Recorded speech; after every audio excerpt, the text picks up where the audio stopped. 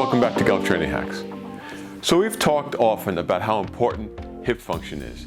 Having hips that are aligned correctly and having strong and mobile hips are so important to making your golf swing more consistent and getting that club head back to impact with some consistency. But before you get the club head back to impact, you need to take a backswing. And clearly, when you're taking a backswing, you're going to need even more hip internal rotation than we talked about in our series on improving your takeaway. Because when you take the club away, you have some internal rotation, but as you work into your backswing, now you're going to need a lot more internal rotation. And that's so important to keeping a consistent spine angle in your backswing. And to keep a consistent spine angle is really what you need to keep that consistency in your backswing so that you can get back to impact with some consistency. Now don't forget, we've always said that in athletic movements that are high force and high velocity, it's really tough to change on the fly. So it's tough to start in a bad position and then get into a good position in the golf swing because it's a high force, high velocity movement. So you need to start in a good position and you need to continue that good position. That means you need to keep your backswing consistent. And that means spine angles need to be consistent. So we start at address with a hip hinge. So our hips move back, our belt buckle is to the ball. We have a slight tilt away from the target. Now we're rotating our shoulders. And now this spine angle that we started with in address needs to be maintained into our backswing. To do that, you need good hip function, because if you can't rotate deeply into your hip socket with internal rotation, and if you can't extend this hip backwards, you're going to be losing that position. So you may have to do more things with your hands, like collapse your elbow to try to feel like you're getting the club head back. You may have a reverse C, because you really can't create this rotation here. So in order to get the club head back, maybe you feel like you have to get into a reverse C and you're going to lose your spine angle. You may be rotating too much into your lumbar spine, and your lumbar spine is not set up to rotate a lot. You want to get rotation from your hips, your T-spine, and your shoulders. So if your hips are stuck and you're trying to force this rotation into your lower back, that's clearly going to be an issue in terms of injury risk to your lower back. And in fact, that's why a lot of recreational golfers have problems with their lower back, because they just don't have the hip mobility to rotate correctly. So in this video series, creating a consistent backswing, we're going to work on first your hip function, because that's where it starts. Because your spine sits on your pelvis, and if your hips are misaligned, weak and stiff, you can't keep that neutral stable spine in your golf swing, and you can't maintain the spine angles that you need to get back to impact with some consistency. So in this video, we're going to work on some more advanced techniques to improve your hip mobility. So let's get started.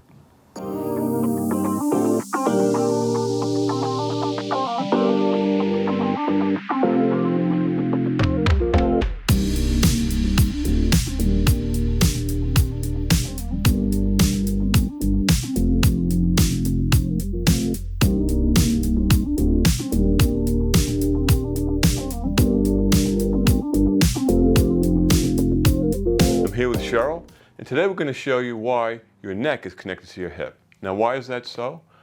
Well, it's evolution. Your brain is set up to make you survive, and if you don't move, you don't survive, right? So hip flexion is this. That's hip flexion to an extent. Now, if you don't flex your hips, it's impossible to move. Try it. Try to move forward without flexing your hips. I mean, that's moving forward. You have a little movement in your hip. So survival means you have to move. And if your hips don't flex, something else is going to help it. And that's what happens. Your body compensates. Your muscles, your neuromuscular system finds ways to get you to move. And that could be all the way up to your neck and all the way down into your shin. So we're going to show you how that works right now. And we're going to give you a quick technique to help you begin to revitalize and activate those hip flexors so that they function better and you can move better. Okay? So Cheryl's going to lay down and we're going to show you this test. And you could do it. All these tests that we do, We want you to do this on your own. Don't take our word for it. See how it works on somebody, a buddy, a friend, girlfriend, boyfriend, wife, whoever. Okay, so the test is this. You're going to lift up the person's leg, you're going to turn their foot out, and you're going to bring their foot closer to you. Now, I'm going to tell Cheryl to hold. She's going to try to resist my pressure on this ankle with all she can. Now, you're going to watch that when I press hard and she's trying to resist, she's going to use these muscles here from the abdomen up to her neck to try to resist. And you've seen people strain. They strain like this, right? So that's what's going to happen here because her hip flexors aren't activated and they're not strong enough right now, okay? So I'm going to say, I'm going to go 1, 2, 3, hold strong, and she's going to try to resist. Ready, Cheryl? Ready. Okay, 1, 2, 3, hold strong, and she's trying to resist, and it's a tough movement actually. It's tough, right? Oh. Yeah, okay. And by the way, Cheryl has some back issues and hip problems, so it's difficult for her to do this, okay? So now, I'm going to step in front here and show you now that the neurolymphatic point that's going to help you activate these hip flexors. By the way, a hip flexor is called a psoas. P-S-O-A-S, psoas. These neurolymphatic points get a stronger neural charge into muscle groups, and there's a bunch of them that you can do, but we're just going to work on a hip flexor right now. And by the way, that psoas muscle, it attaches here, it bowstrings over your hip, and it actually attaches into your lumbar spine. So it's a really important muscle for back health and for movement. It's actually central to a lot of things that we do as far as movement and health, really. So what do you do to activate? Well, you find your belly button, and you can go a little to the right and a little to the left, and all you're going to do, and Cheryl's going to do it on herself, all you're going to do is just kind of, move around the tissue a little bit. And they're not pressing hard. This isn't Rolfing. Okay, I'm just like pressing into my skin a little bit until I feel that muscle, beneath the skin resist. And for about 20 seconds, we're just going to rub back and forth a little bit, all right? So here's your belly button. It's an area about like that much. It's like, let's say, a rectangle right to the right and to the left. Okay, then you're going to find it. You're going to go to the left. And Cheryl's going to do it a little bit on her. And then we're going to retest. And look, it works differently on everybody, okay? Human body is very complex. This is pretty subtle, but it does work. And you have to try it for yourself. So what I would expect to see is that Cheryl can put a little bit more force into this hip flexor and not use as much of her neck and like the transverse abdominis, all the abdominal muscles to help the hip flexors resist my hand. So we're going to do this test, the same thing we did before. It's going to be 1, 2, 3, hold strong, and we're going to see if Cheryl has a little more strength here. I'm not expecting a whole lot, but I expect to feel a little bit more. When you do this on your own, you tell the person, you'll really perceive how you feel. It could be subtle or it could be significant. Ready? Ready, Cheryl? Ready. Okay. So 1, 2, 3, hold strong, and I definitely feel a little more strength, okay? So that's how you can activate your hip flexors. Try it for yourself. It could be very subtle, or it could be very strong. It depends on the person, but it's very valuable. Your hip flexors need to work effectively for you to stabilize your back, for you to move correctly. It's very important that you get them functioning correctly. So thanks for watching, and we'll see you in upcoming videos and lessons. One way to get some release in these tight hip flexors is to use a softball and do some self-massage. Now don't forget, the hip flexor attaches into the interior of your leg. It goes over your hip and attaches into your lumbar spine. So I'm going to lay on this softball. I'm going to put this softball right here on my hip. So if that's the pelvis plate, I'm just going to put it right there, and I'm going to breathe into it. Deep diaphragmatic breaths, inhaling and exhaling through my nose. That's going to send a parasympathetic signal or a relaxing signal through the neurological system that this position I'm in is okay, it's not a threat, and we can relax these hip flexors. So I have that softball right on the pelvis.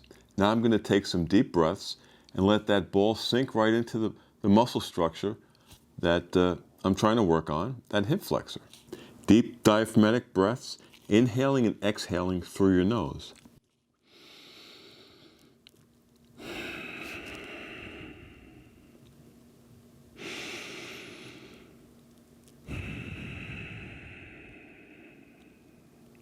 Let that ball do its work and sink into that tissue. If it's too painful, and it may be very painful. You may have maybe very tight and very stiff, and it's hard to just sink into this. So prop yourself up a little bit and just breathe from this position.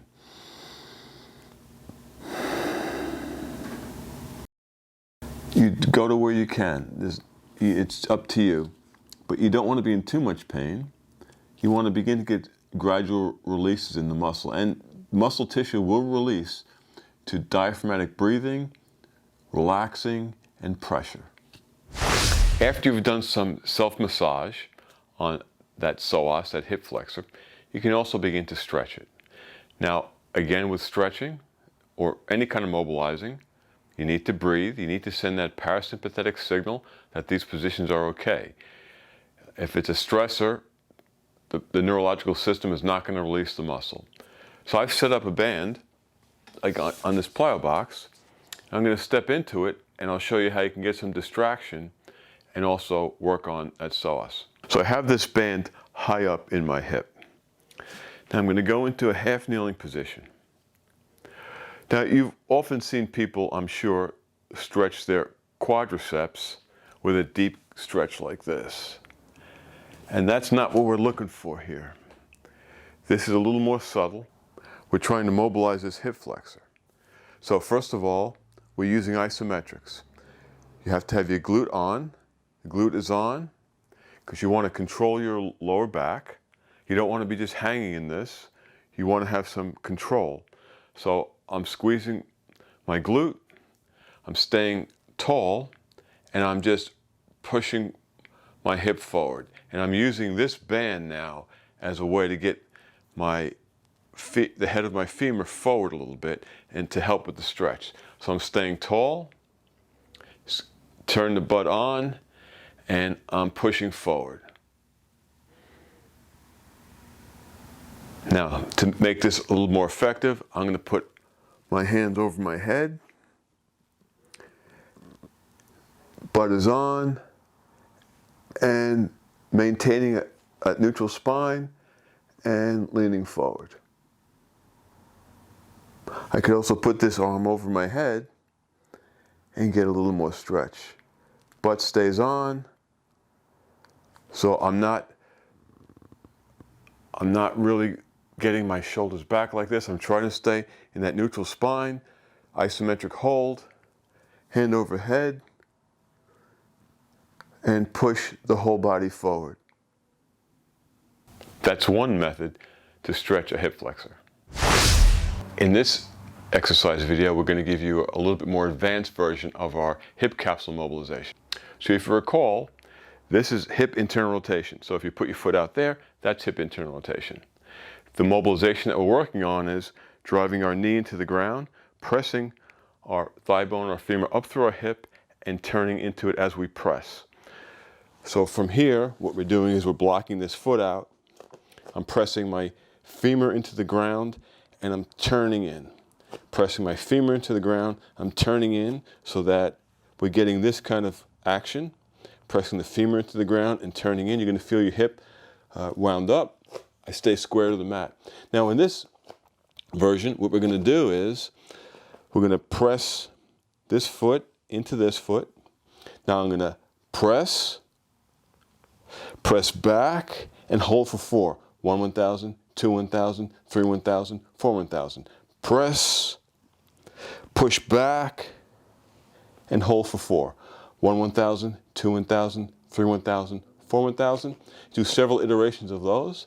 And then I'm going to drive my femur into the mat and turn to my left, right? Femur is driving into the mat, and I'm turning to the left.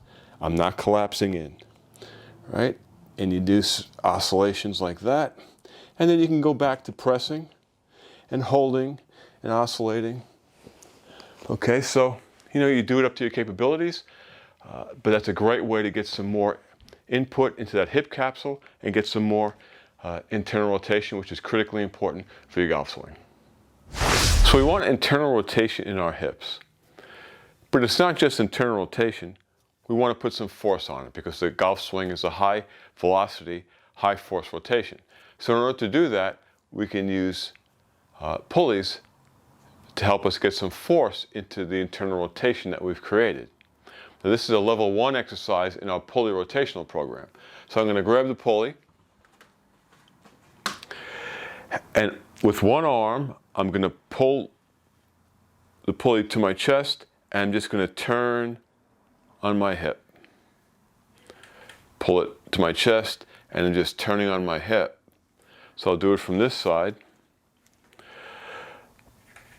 Pull it to the chest. Now I'm turning on my hip. So now I'm creating some force into this hip, because obviously there's some tension on this band, and my hip has to rotate under tension.